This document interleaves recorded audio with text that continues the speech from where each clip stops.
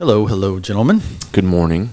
Good morning. Good evening. morning, good afternoon. afternoon, good evening. Right. Whatever time How you're are you listening. guys feeling? I'm feeling We're going to segue into our episode today. feeling groovy. For those of you who haven't been listening, Ken has been fasting. How are you feeling? Yeah. I'm on. Tomorrow's the last day of my fast. Have you lost weight? I'm not doing it to lose weight, and I don't even really want to lose weight, but I have lost weight. I've lost about 15 pounds. Wow. Yeah. 13, actually. Really? Yeah. Is it muscle?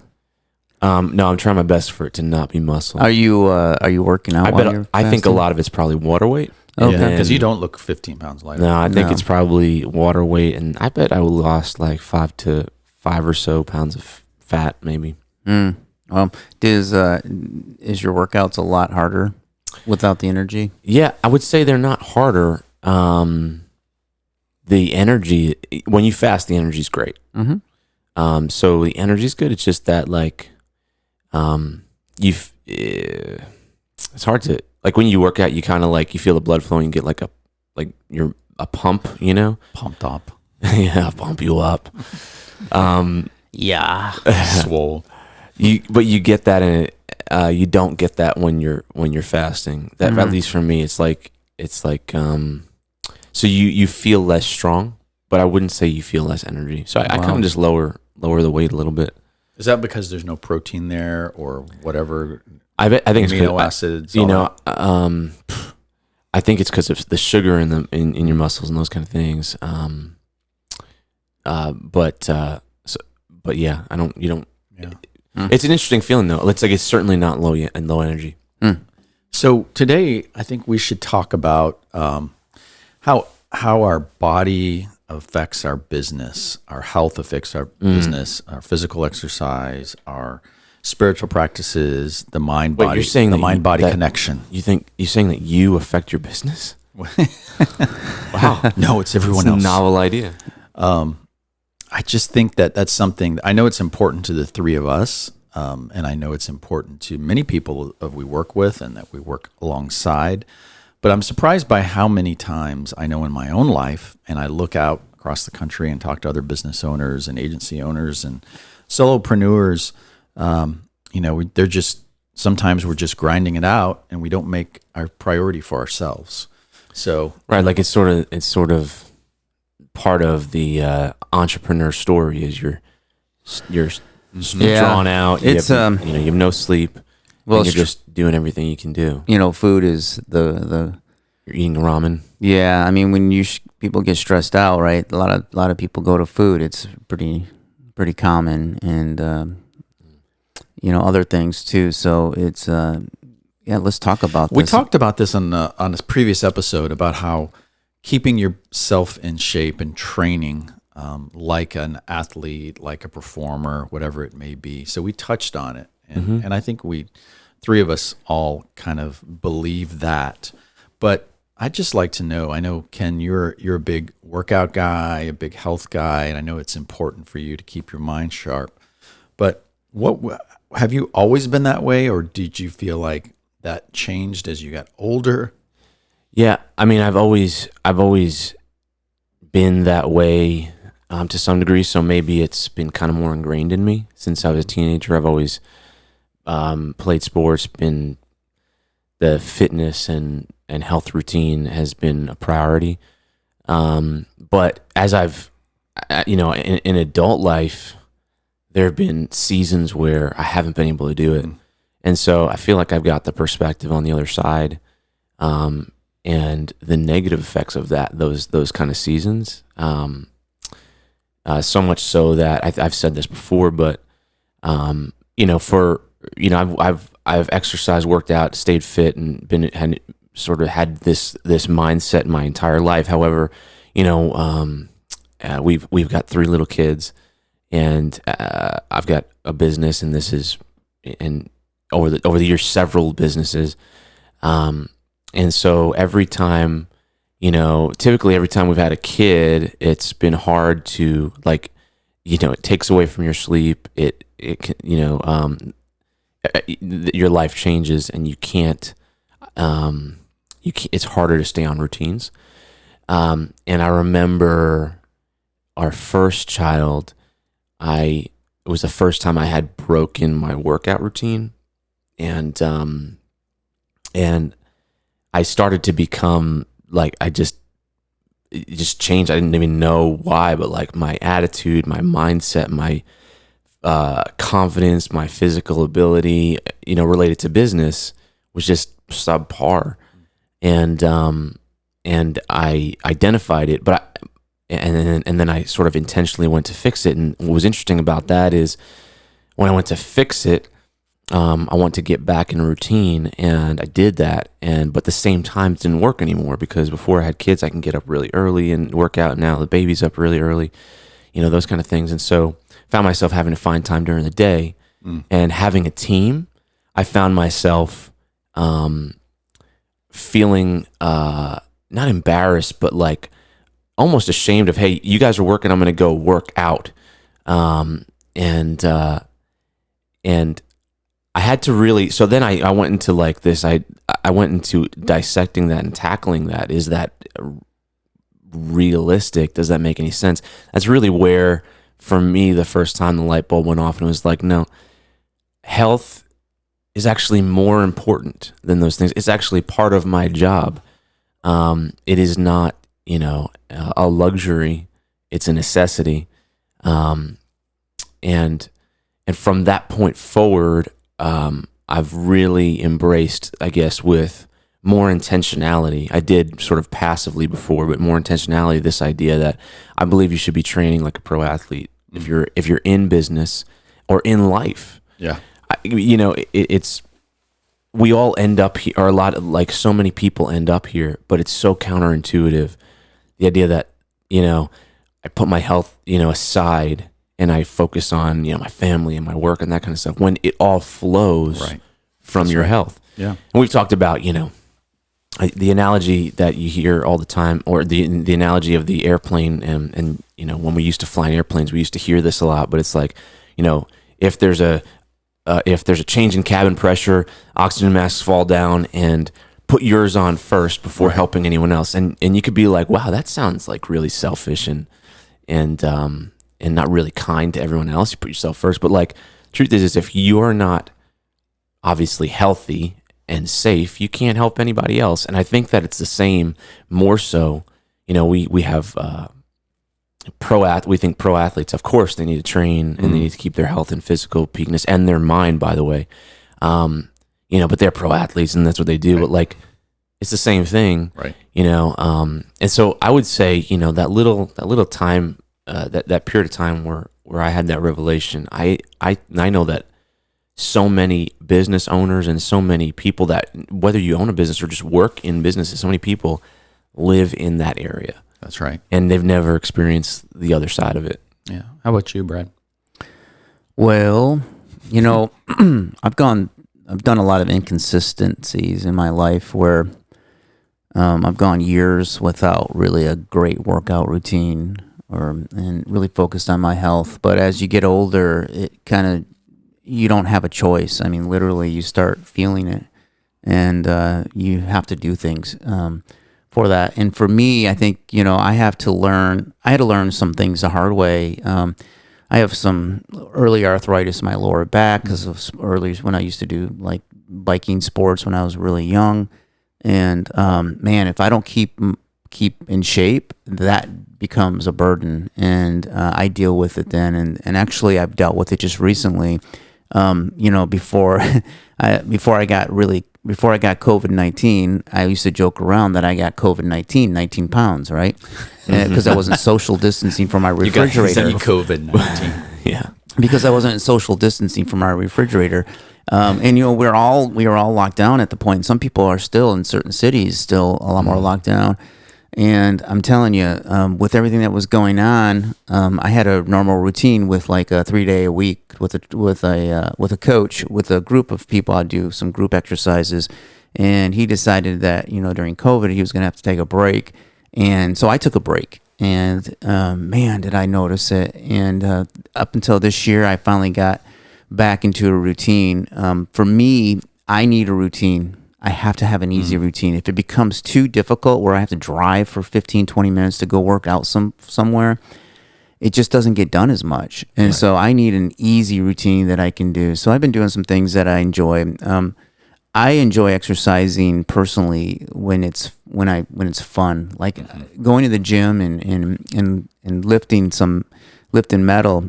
It's not as exciting for me. Maybe it is if I'm listening to a podcast or something, but I like to do active things that, at least include that into my routine. But it definitely makes a big difference. And right now I'm kind of trying to get to the point where I feel healthy again, because I literally let myself go during COVID. I gained 20 pounds, it was maybe 19 pounds actually. And, for real. And, I'm working to get that off, but, it's a big deal. And it's not just my exercise, it's what I eat too. And so it's the combination of both. And when I'm stressed out, I tend to, I don't tend to eat more, but I tend to care less about it. Right. And, lose my focus. I mean, it's a recipe for disaster with the COVID thing, right? Because you're all locked inside now, and you're told not to go outside, and you're told not to do anything. I know that's changed a little bit, but like the friction that you're talking about is so much higher. Yeah. I call it friction, like, and I think that, yeah, when you're doing something that's a new routine that's good for you that you don't necessarily enjoy, I think you need to make it enjoyable. You need to reduce the friction. And right now, for most of the population, it's really hard to exercise and do all those things and to eat right. I think it's really cool that Apple Fitness and all these fitness apps have come out, because it allows you to reduce that friction to where you could do it in your home. Time.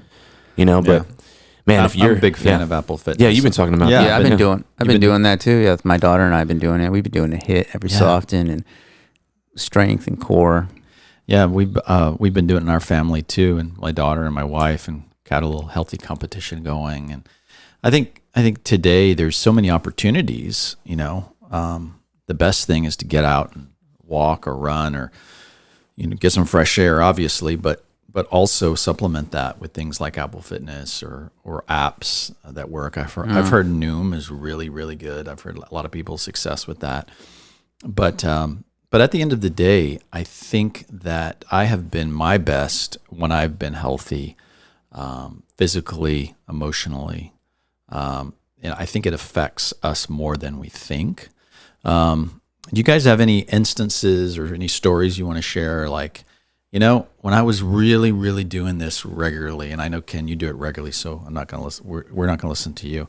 But, like, go get a cup of coffee. When you were really on track and you had a schedule and working out, that you really felt like you were clearer, that you were more, and conversely, when you let yourself go or going through something, it really is that anything comes to mind, Brad, for you? I know I have a couple. Yeah. So it was interesting because during my 20s, I never really actively worked out. I just did sports and things, and mountain biking or doing activities. So I was just a lot more active, but I never really focused much on my body and my health really altogether.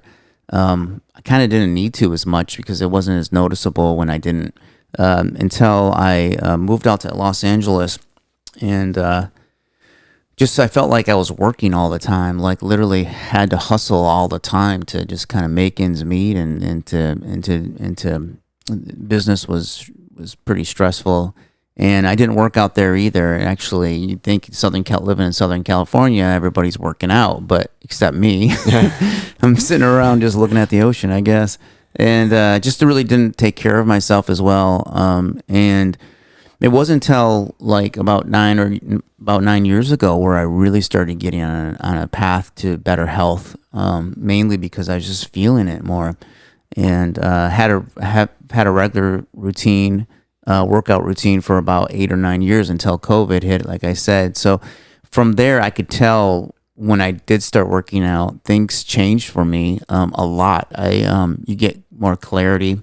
You just feel better. Your body feels better. But also, I think even just you look better. I'm not, And your confidence. Your confidence. Yeah, I think that's it. You don't look better, but your confidence is there. And you think you look better. Yeah. Trust me, I'll never. That's the truth, right? Yes. It's like yeah, you think you look better, you just feel better overall, even if that's just eating healthier. It's not, or just doing things that you know is healthy for yourself. Even if you can't lose weight or whatever, even if you just do things that you know is healthier for your body, you just have more confidence.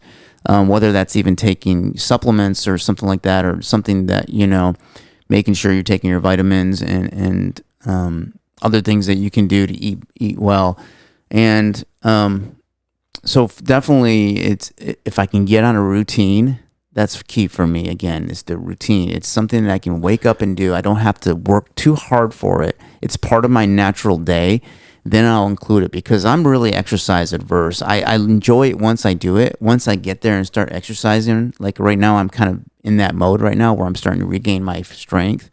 I've been doing activities like mountain biking. I've been doing Apple Fitness, running. We got to go skateboarding again. Yeah, Bob and I go skateboarding. But man, I feel it, and I'm like, I am so out of shape. Like I lost what I had, and I think you can quickly regain that, which I feel like I am, which is really cool. And I'm just starting to feel a little bit better now that I'm more on a path again. And so I definitely think it's such a big deal. I mean, well, there's a concept that helps here is, obviously when you're in a workout, like you get all the chemicals that kind of make you feel better and lower cortisol and do all this kind of stuff, right? But it's not often that I would say anyone wants to do a workout. Right. But the tactic that I use, that I was taught by a trainer a long time ago, which seems to work so simple. It's just when you don't feel like doing it, you just go through the motions. Like shut off your brain, just start going through the motions. Now that sounds like pretty lackluster and like, not, doesn't sound like the best recipe for success. But as you do that, your body starts producing some things, and then you actually get into the zone. And so that's one tactic that I've used in the past. We all know Dr. Mason, who lives down the road here, or actually his practice is down the road. Great guy.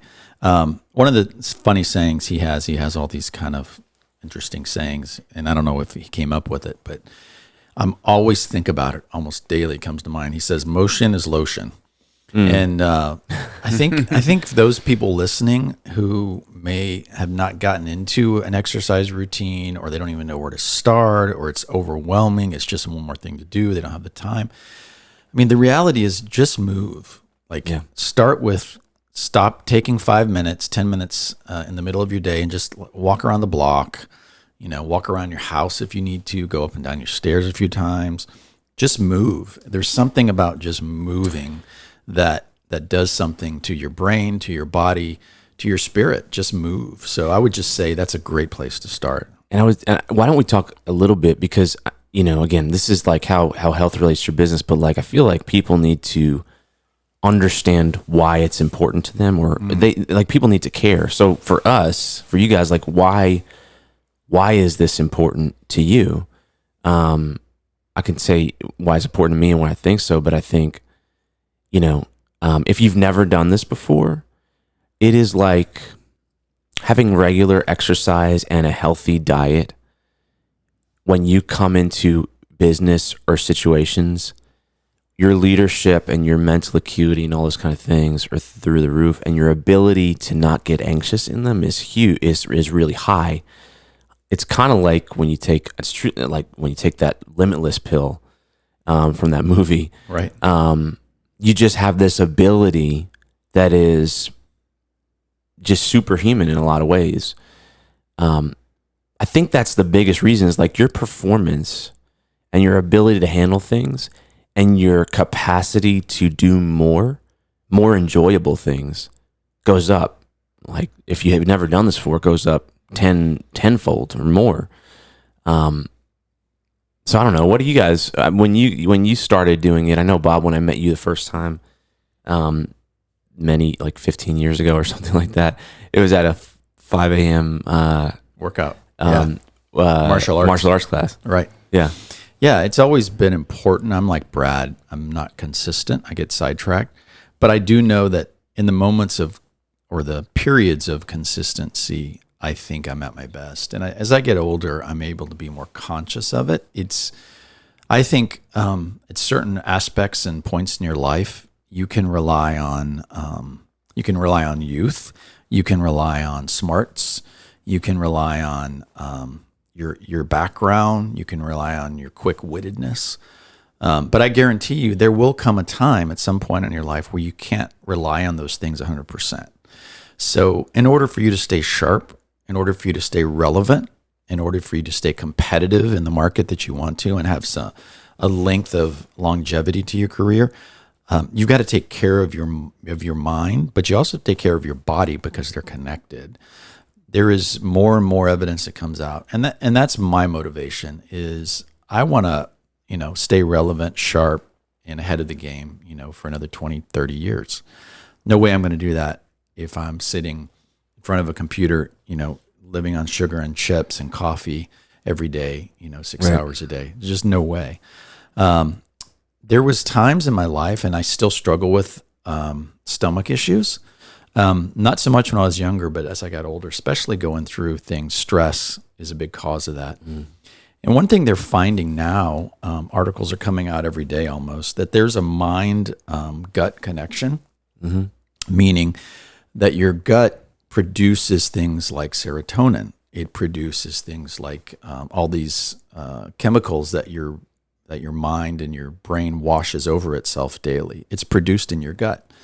And so I found, true for me personally, that when I wasn't eating well, when I was stressed, my stomach, I had intestinal issues, it directly influenced my mood.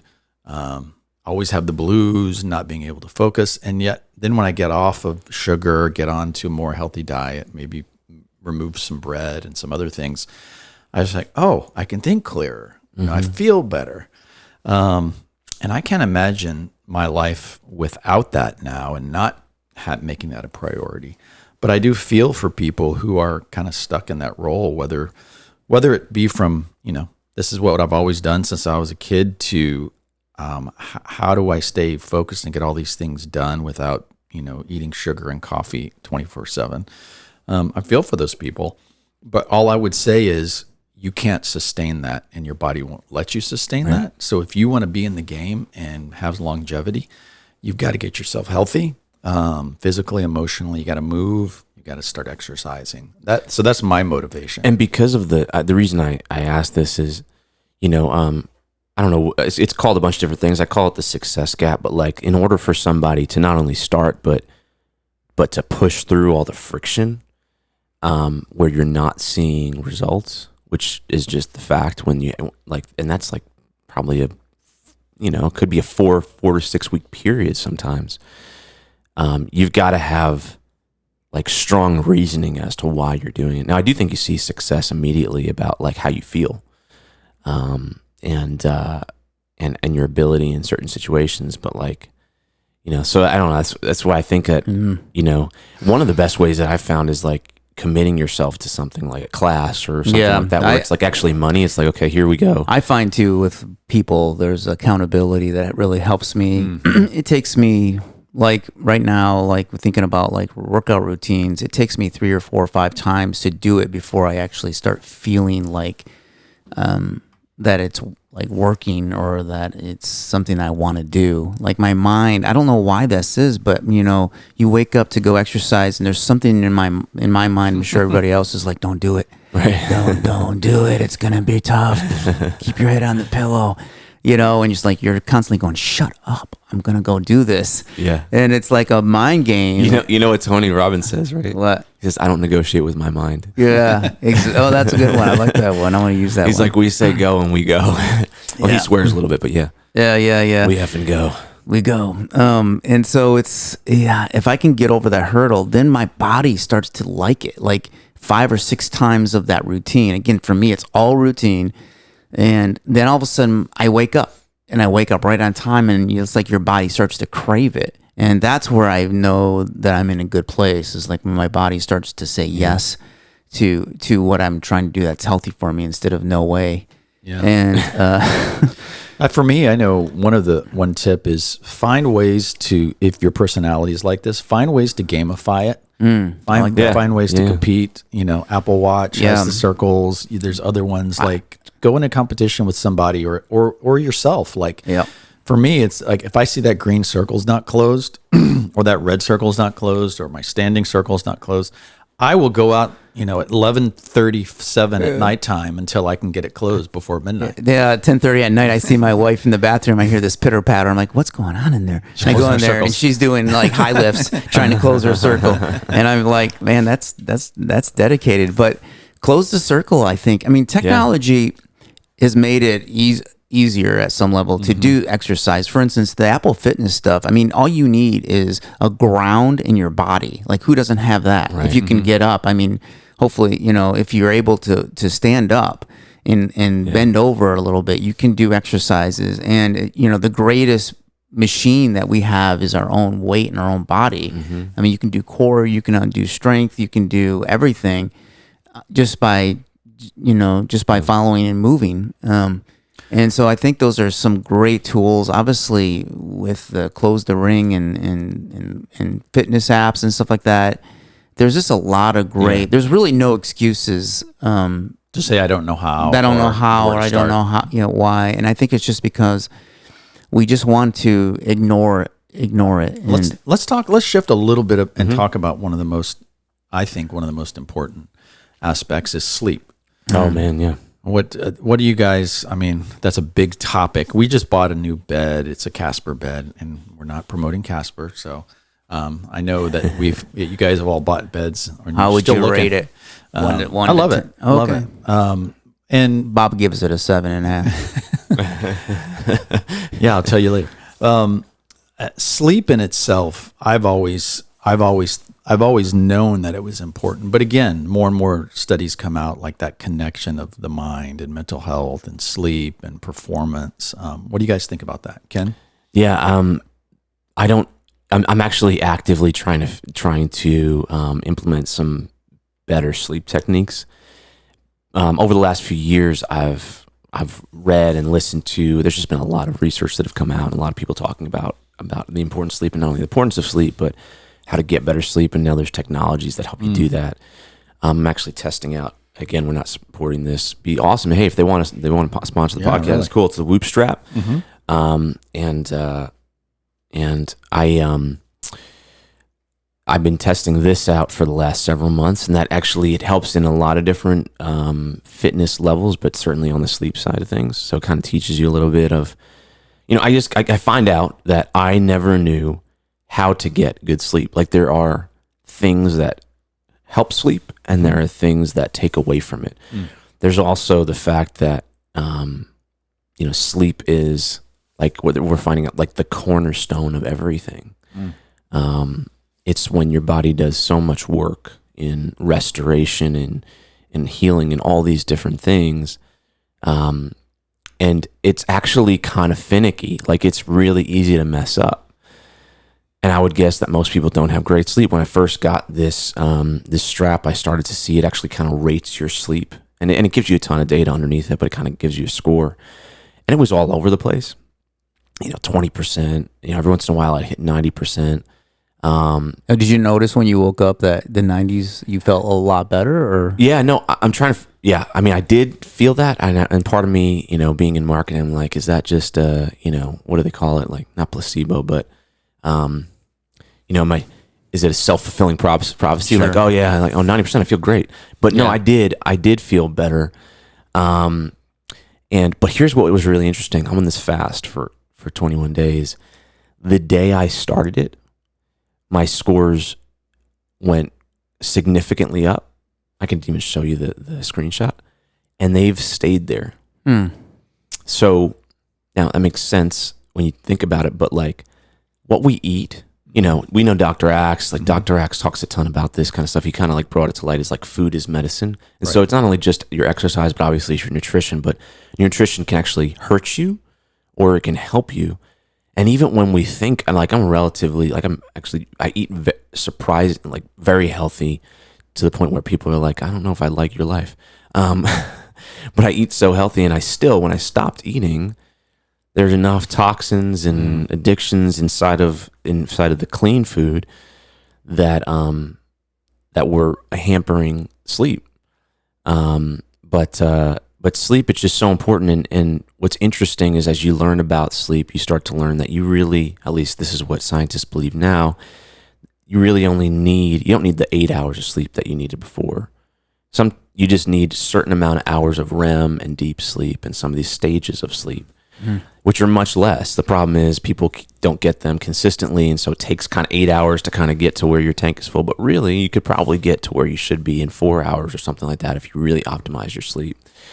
And there's, if you want to read more about it, I've got resources all over the place, but Dave Asprey has done a lot of research on this. And his book Superhuman actually is really an interesting book, by the way. Anyone should read it. It's just very, he does a lot very of interesting. Mm-hmm. But there's a whole big section on sleep and how to optimize that sleep. But it turns out light affects sleep tremendously. And really, this is all just common sense stuff. It was like we were taught to, you think about before we had houses and technology and alarm clocks. It's like we were taught to wake up with the sun and go to bed with the sun. The circadian rhythm. The circadian rhythm. Yeah. And so you start to think about like how things like blue light, from your iPhone or watching TV in bed, trick your brain and mess it up. Let's talk about that, because I've done a lot of research in that area.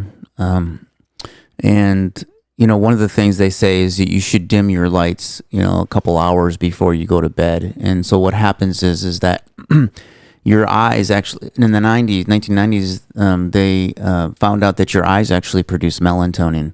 And what melatonin does is it sends a signal to your brain that it's sleepy time. Melatonin? Yeah, melatonin out of your eyes, yeah. I was just messing. Melatonin?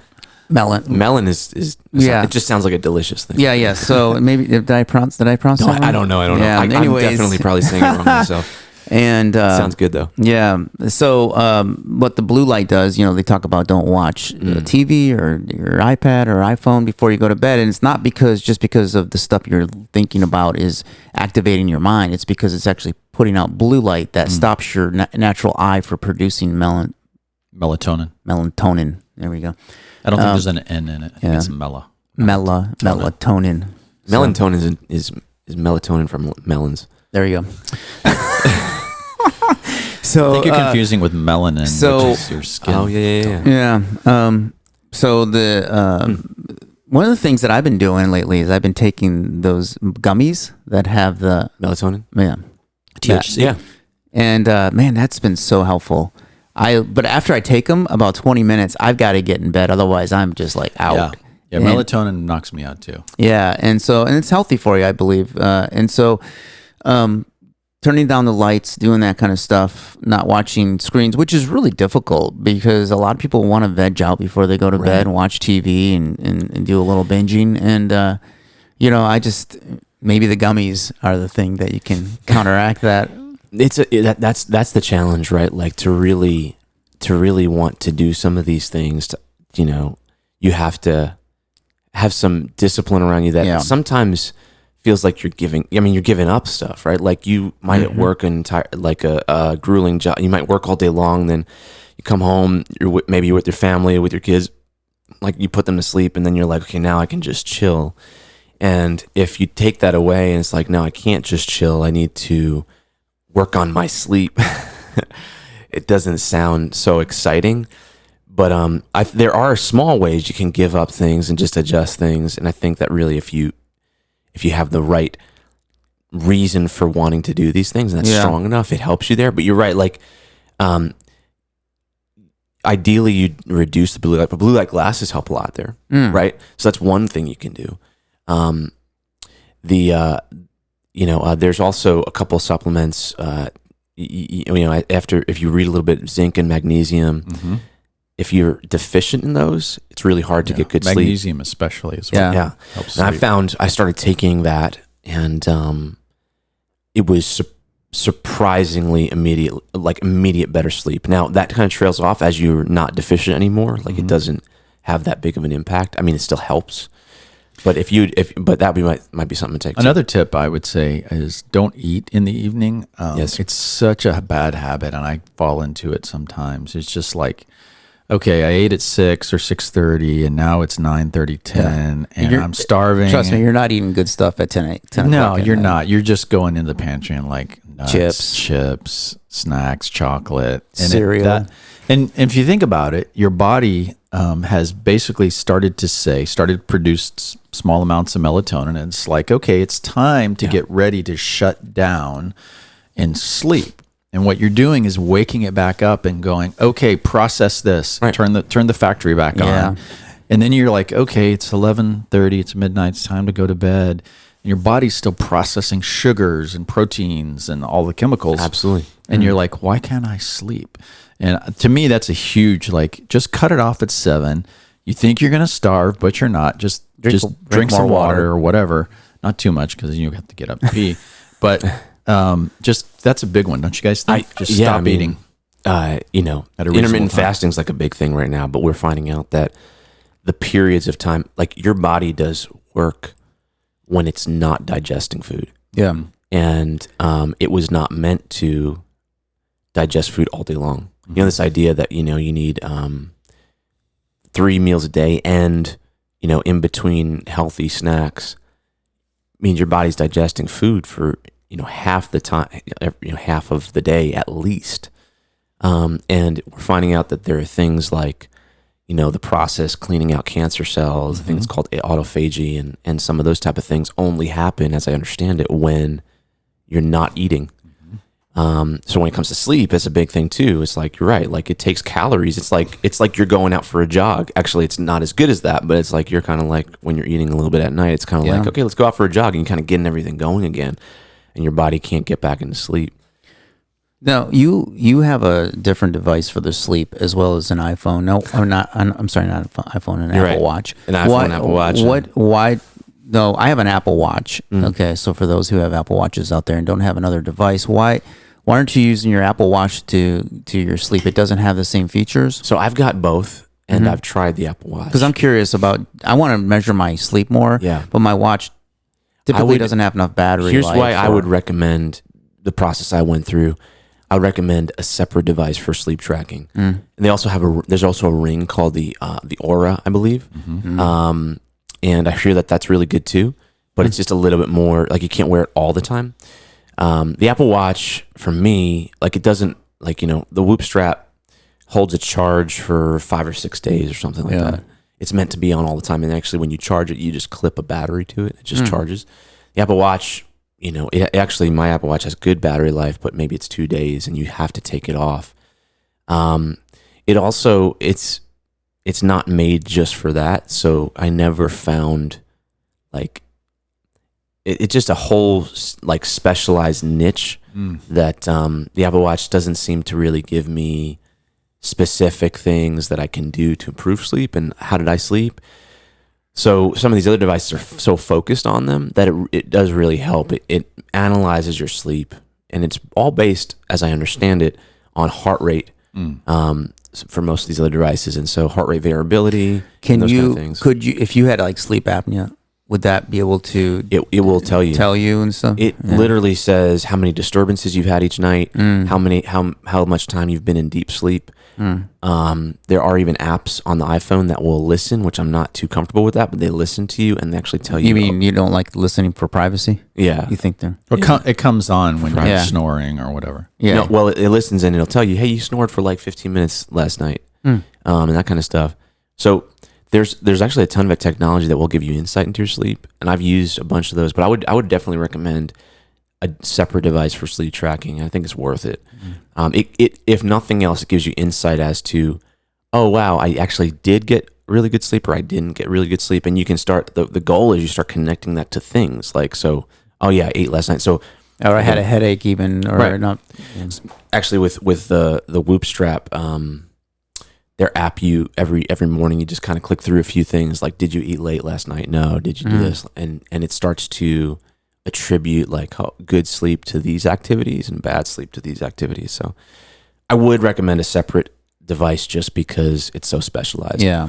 But it's a core, just an absolute core part of everything. And I would just encourage people, look, invest in a good bed. You're going to spend half your life there. Yeah. Don't skimp on your bed. I know it's investment. I know it's money that's maybe not in your budget, but just spring for it. And actually, no pun intended. Yeah, literally, you can't Well, it's cheaper than ever. He's got though. a foam bread, so Yeah. Oh, I yeah, had don't spring I for didn't it, spring just for it. I foamed for foam it. for it. But they're cheaper now, right? So you Yeah. can find deals. You don't have to spend thousands of dollars. You can find a really good bed, and there's tons of reviews. But just do it. It will change your sleeping pattern. It's nothing worse than sleeping on an uncomfortable mattress. Absolutely.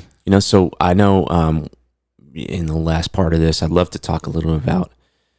I know we've talked a little bit about nutrition, but I want to get into team. So it's not just you, right? It's the rest of your team. And I was having a conversation with my team. I think it's more important now than ever. But so you should be healthy as a leader in whatever area, whether you run a company or you run a department or you just run yourselves in your life. I think being a healthy leader changes your perspective on everything. I mean, and I've said this before, like we all have enough anxiety-inducing situations coming out of everywhere, running agencies and those kind of things. There's no shortage of that in any business. Sometimes a situation will come in and I'll now intentionally only deal with it after my workout because it changes magically after I work out. I work out midday and I actually make that part of my job and part of my day, which I suggest anyone do. And if you don't do that, I think you might have not the right if you don't think that it's worth that, I think it might be a counterintuitive approach.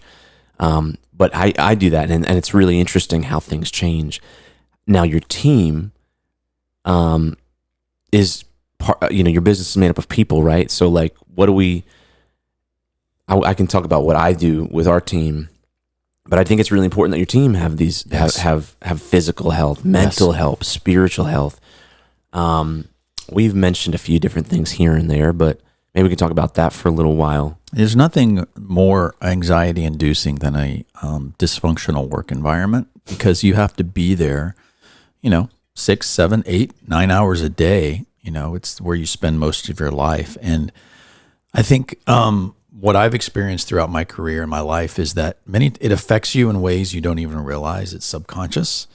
If there's negative energy around you, if there's, grudges, if there's, political infighting of people vying for, jockeying for position, all that stuff. And look, I get it. We're all imperfect people and we're going to have those things. But I think if you're a leader, if you run a small agency, large agency, medium-sized agency, I know where I'm at 5x5 agency, our CEO, Shannon, puts a high priority. That's her main job on the emotional well-being and health of the staff and team because she's smart in that she knows it's going to be more successful when people are happy. There's very, very little turnover. And so it's not uncommon that 2, 3, 4 times a month, there's something that is a team building exercise, a team meeting, an outing, whatever it may be. And, she models it. And I think as leaders, we need to really take note and say, what can we be doing? If it's something as simple as, hey, we're all going to go work out twice a month and get in the habit. And, maybe we get a group membership, or maybe we challenge each other with an app, or maybe we're just going to meet and go through, Dare to Lead by Brene Brown, or we're going to read something about the psychology and social awareness and emotional health of a group.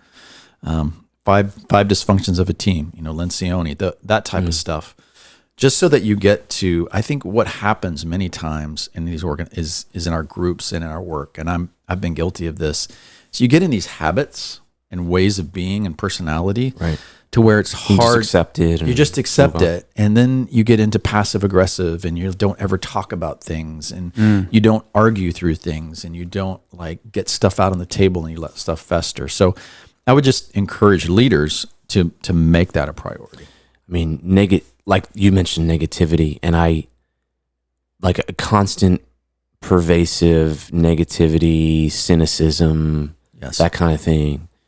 You may not realize it, but it wears everyone down. Mm-hmm. One person like that wears everyone down. It not only can make everyone think that way, it can kind of literally spoil everything. Yeah. But it also, I know when I am very aware of it when when I'm dealing with people and sometimes if people have constant negativity, I'll be honest, I don't want to talk to them, because it's always a problem, and it's like, I don't need another problem. I need someone who's going, even if there is a situation, it's like how you bring it, what a person's perspective on it changes how everyone else feels in the room. That's right. Yeah. And I do think, I believe there are some simple, not easy all the time, but simple things to do to help mitigate that.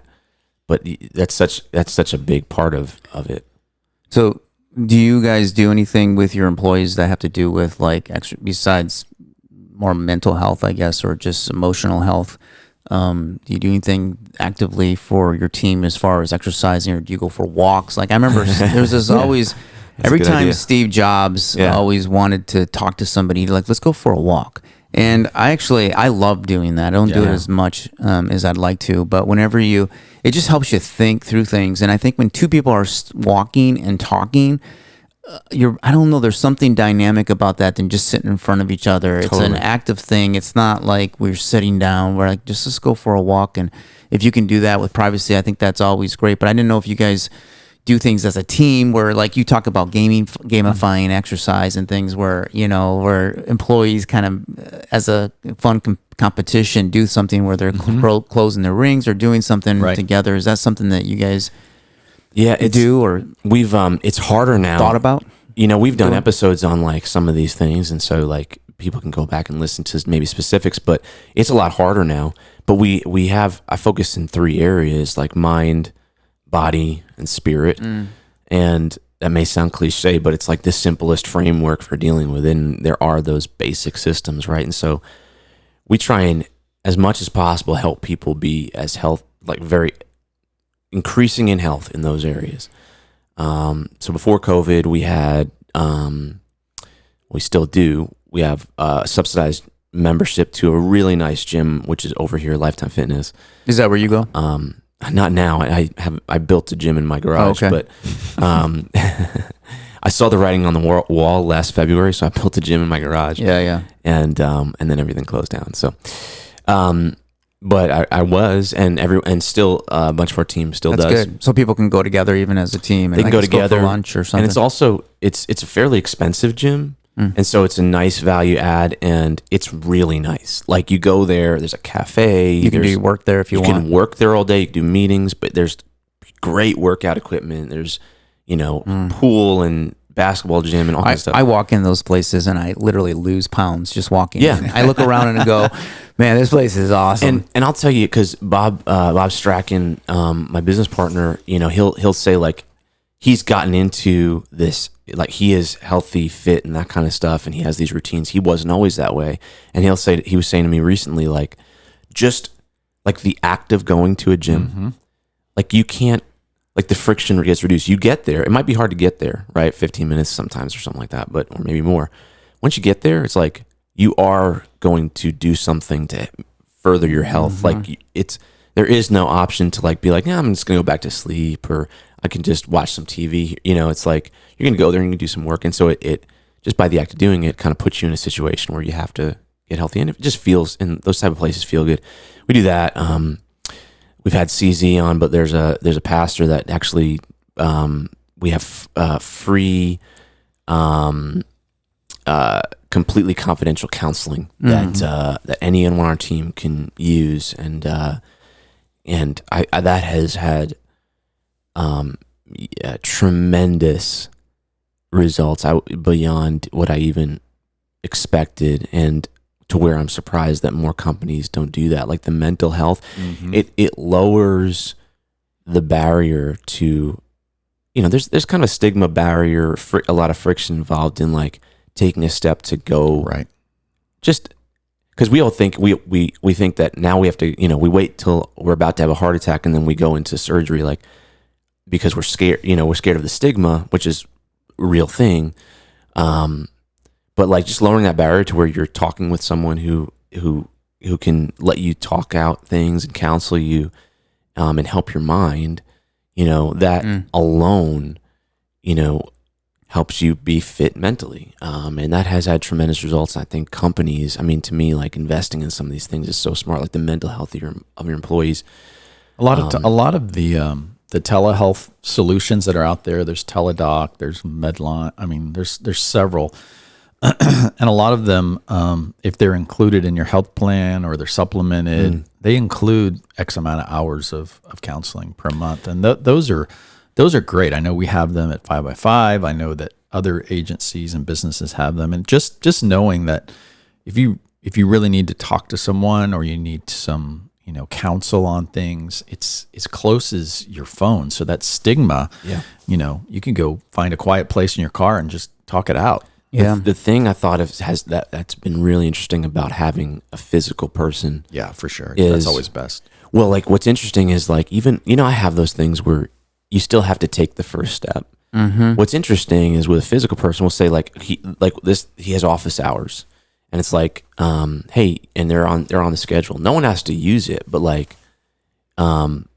it's something. It's like, hey, CZ's in for office hours today, and people will start connecting with him and that kind of thing, and it like inspires other people too. So there's like this, the concept of like the line outside of a food truck kind of thing. Right. That helps kind of prime it. I just found that's been helpful in letting people feel like, oh, it's not just me. It's like, it's good. It's okay to do this, and it is okay. It's normal and healthy.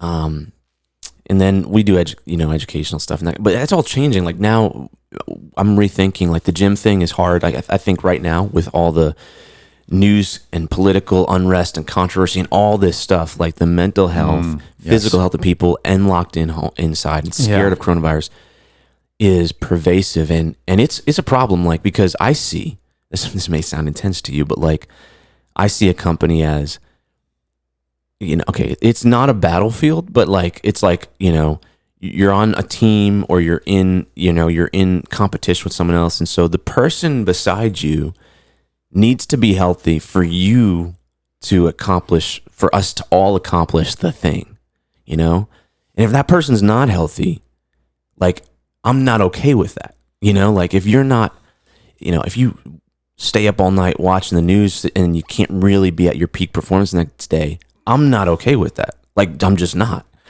And we've got a problem. Just like if, we were trying to win the Super Bowl and the dude was out all night, every night, it's like, that's not cool.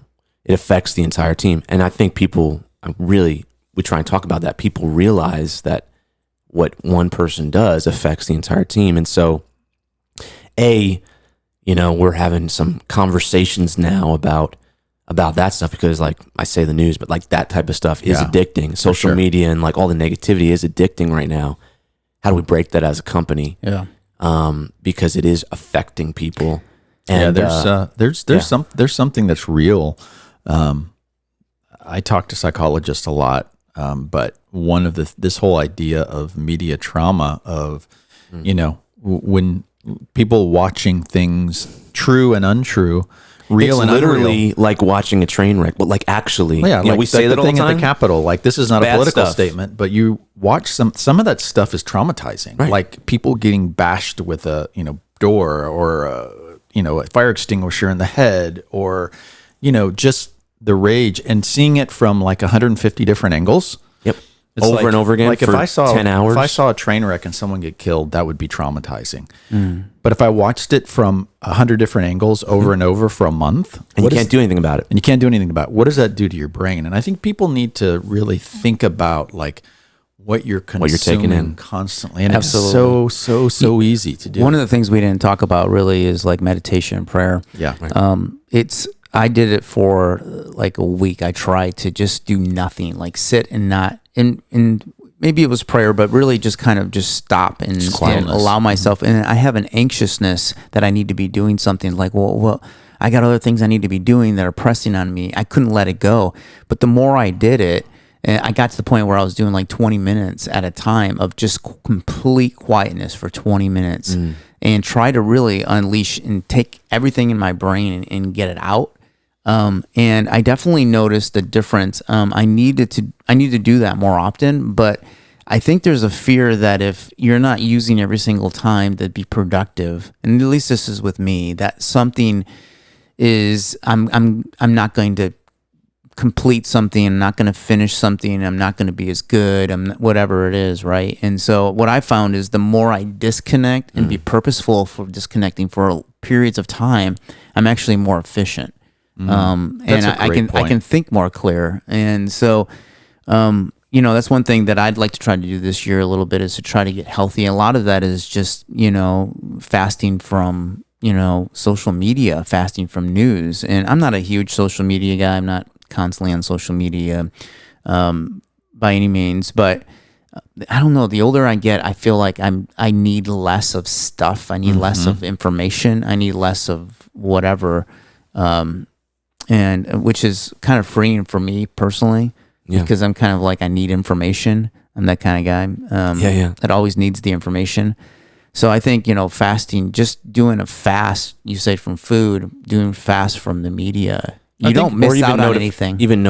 Certainly the media, because obviously, we all know, it's entertainment. It's bad entertainment, but that's what it is, right? But well, as marketers, we know that it's about attention and selling. Exactly. That's what it is. I know. So if you really want the news, just like go get a neutral newspaper and just sit down for 20 minutes. Literally, go Stone Age. And get a newspaper. That's how you can just find out what's going on. Do yourself a favor and open up the news, which is so sensational. Take a screen capture of these sensational articles. Take a picture of 5 of them. Use it to help you write your headlines? Well, no, from all different news sources. Compare them. And then you compare the next day. They won't even be talking about what was so important the day before that felt like the world was going to end. It's like it's just sensationalism, right? We know it. We're marketing. Well, you brought up a good point earlier about stillness and meditation and prayer and whatever it is that can help you focus your mind and body. I've been reading lately. I know, Ken, you use the word a lot, counterintuitive, and I've been reading a very counterintuitive psychologist. He's Danish, but he's written 2 or 3 books about the benefits of saying no, the benefits of missing out, and he pushes really hard against the self-improvement craze in this country and in the Western. And his point is, he's not against bettering yourself. What he says is, many times we get caught in this environment where we're always like, make yourself better, go to the next level, grind, read this, get stronger. And what happens is we're never grounded, and we're never still enough to say, what is my footing in life? I want to find my footing, and then I want to grow deep in that. And like you were saying, Brad, is when you're able to do that, even for small amounts of time, you find yourself more productive. You find yourself doing the things that you really are important to you. So I think it's important that we really find our footing, meaning get still, be quiet, and learn how to say no. I think that's the biggest thing for mental, spiritual health, is just how do you say no to things that are good, that might appear financially beneficial and profitable, might look like good opportunities, someone needs you. How do you find your footing and go deep? And I think that's the benefits of saying no. It's the benefits of stillness, of breathing, just being in the moment and saying what's most important right now. I completely agree. And when you focus on like those 3 areas, and spiritual being, that quietness and that connection to something greater, even if, no matter what you believe, like, there's that creates a balance in those things. I think that you're right. The balance is important, because you don't want to be pursuing things. And I've been in this position. Actually, this year helped me get out of this position, but you're pursuing things to the point where you feel like you're on a treadmill and you're not able to be like totally present, or you feel like you're not accomplishing something if you're not, quote, right, like ramping it up to the next level. Yeah, right. Like there's always, and it's just a balance, right? There is, you need to be, I believe, moving in a direction. You always are, and so you need to be moving in a good direction, but you have to be balanced in, being content to, there's a good discontentment, but there's also a good contentment, right? It's about that balance. Right. And I've always thought like, okay, I know we're wrapping up here, but in my opinion, like if we've been chewing on this for our team, I think simply if you focus in those 3 areas, it creates balance by just trying to do each one really well. I'm on this fast right now, so I'm more intentionally. I have these times in my schedule already where for me, I focus on quietness and perspective and prayer and then also future vision, that kind of thing. Early in the morning, typically, but on this fast, like I'm doing it more often, and I feel more balanced, and I'm more grounded, and just more peaceful. I haven't changed my ambition at all, but you feel that just peace, and especially peace about everything. I think that's what it brings. I don't know. For me, that's what it brings. But I do think like if you and your team like figure out ways, and we're messing around with like how mandatory this actually needs to start to be now, because the outside world is pushing against it so much that it's like it's almost not good enough for it to just be like, hey, if you can get to the gym.